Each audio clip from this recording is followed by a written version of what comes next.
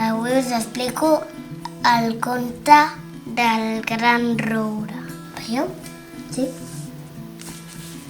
Començo, vale? Podem seguir aquest camí entre arbres?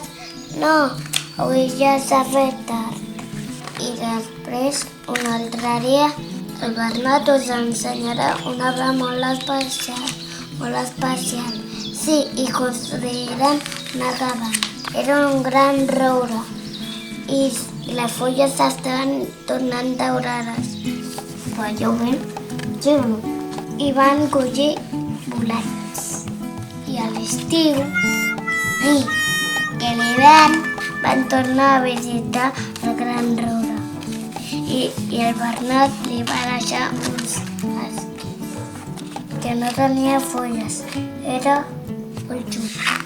A la primavera van tornar a visitar el gran roure i les fulles estaven tornant rares i el Bernat va trobar petxades de teixó. Potser a la nit tornaran els teixons i van veure una guineu beuen aigua. Van veure un conill, pare i mare. I van veure uns cervatells. I quan ja era gaire fosc, van veure els teixons, com menjaven el que trobaven. Va veure unes granotes que semblava que li deien Què era? Va veure els mussols.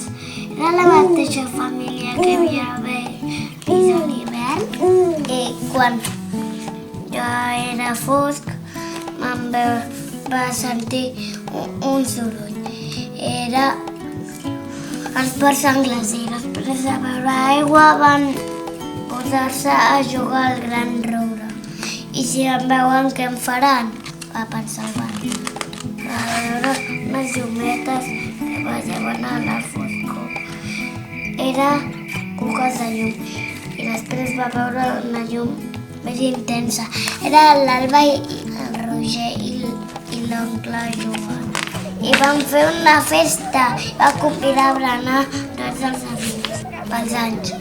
De qui? Del gran roure. 300 anys. Ja aquest conte s'ha acabat. I aquesta és la història del gran roure.